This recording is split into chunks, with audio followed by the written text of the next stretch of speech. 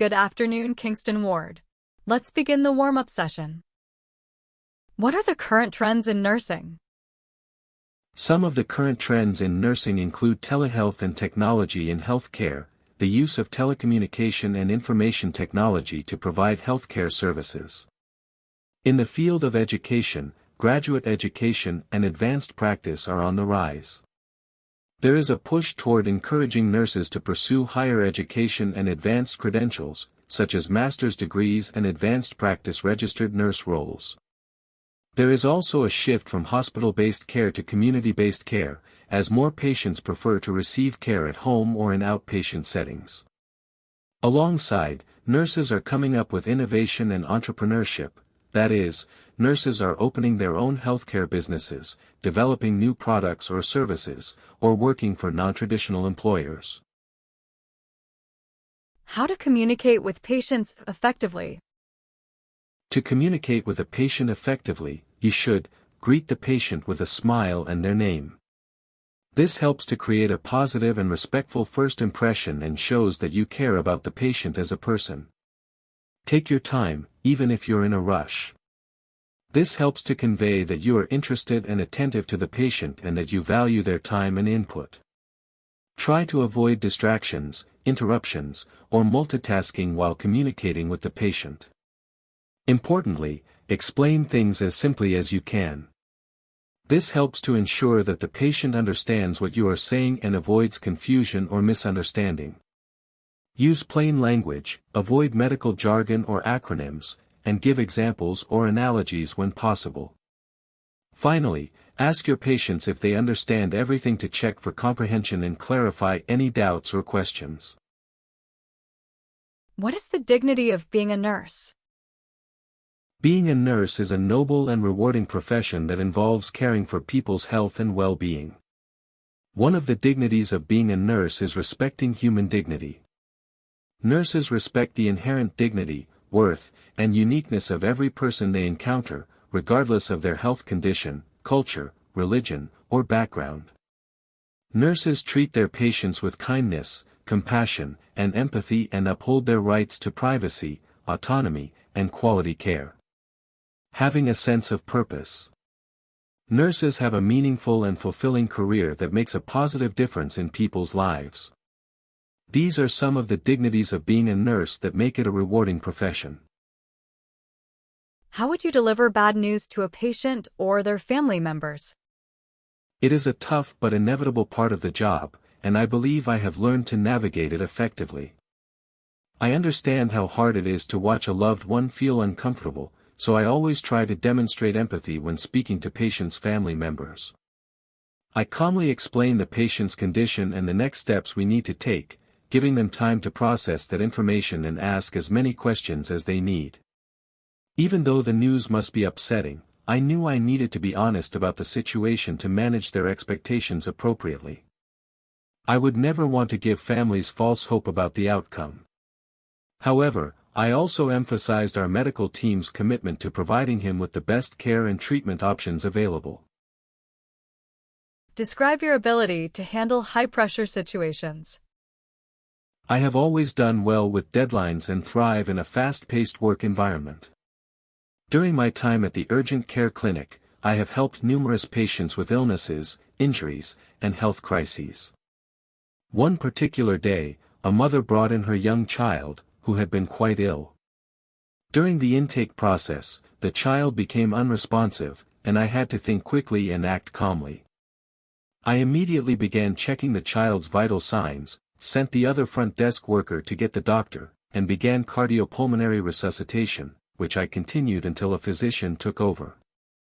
The child was ultimately revived, and my ability to act quickly using the training I had acquired was an integral part of saving that child's life.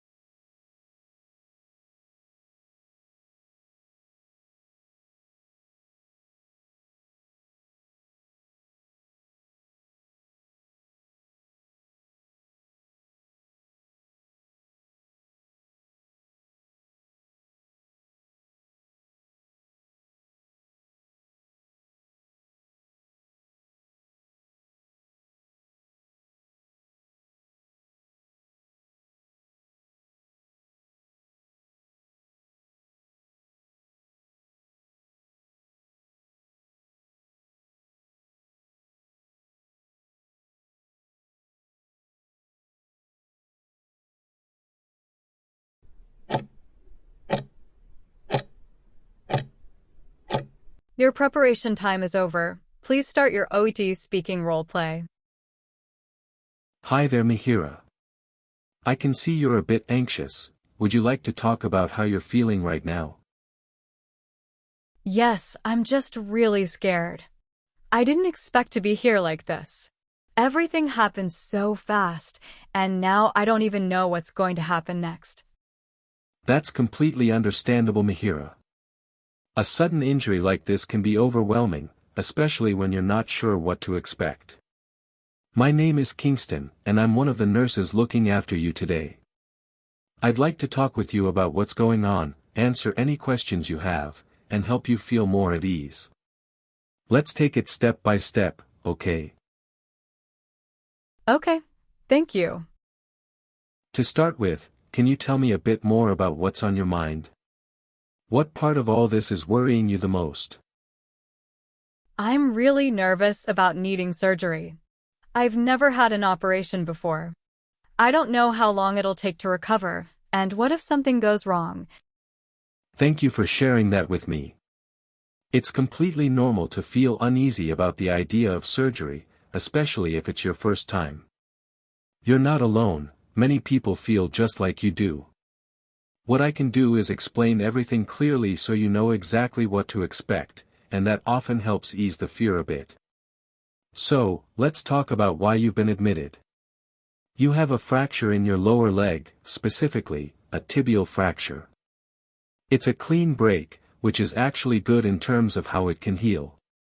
Right now, the priority is to stabilize the bone and make sure everything stays in place as it heals.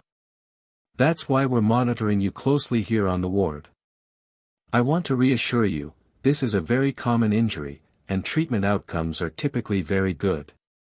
Most people make a full recovery, especially with the kind of care you're getting here. Depending on the treatment, recovery can take a few weeks to a few months, but we'll be supporting you through every step of that. Okay, that makes me feel a bit better. So, what kind of treatment would I need? Great question, Mihiraa. There are two main treatment paths. The first is non-surgical, which involves applying a cast to keep the bone in place while it heals naturally. This works well for certain types of fractures that are stable and properly aligned.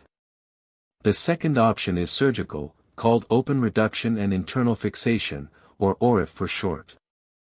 That means a surgeon would realign the bone and secure it with metal plates or screws to hold it steady while it heals. This option is often recommended if the fracture is unstable or misaligned. Do you have any other concerns or questions? The doctor briefly mentioned surgery, but I didn't really understand what it involved. I guess I'm just afraid of being under anesthesia and not knowing what's happening.